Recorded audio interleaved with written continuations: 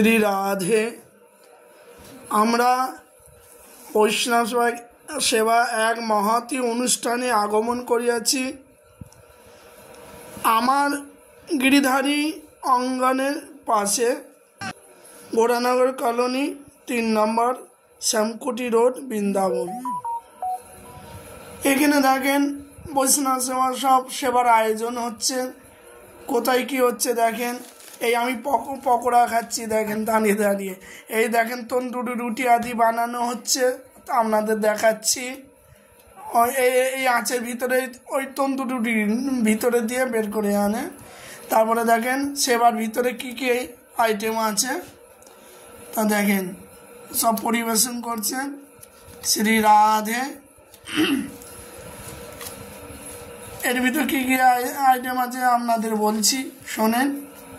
হ্যাঁ, এখানে আছে রুটি আছে, তন্দুরি রুটি আছে।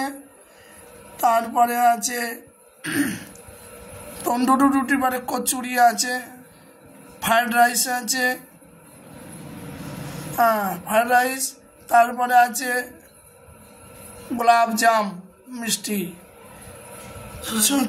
ছোলার সবজি, তারপরে শুকির সবজি, হ্যাঁ, পনিরের সাই পনির, তারপরে ডাল, তারপরে আছে রসমালাই। তা এই আয়োজন করা হয়েছে শ্রী রাধে, নিতাই গৌর হরি বল। এইটা লাস্টে এসেছে কি না, এটা হলো দই বড়া। দই বড়ার পরে পুরি দিয়ে যাচ্ছেন, কচুরি পুরি।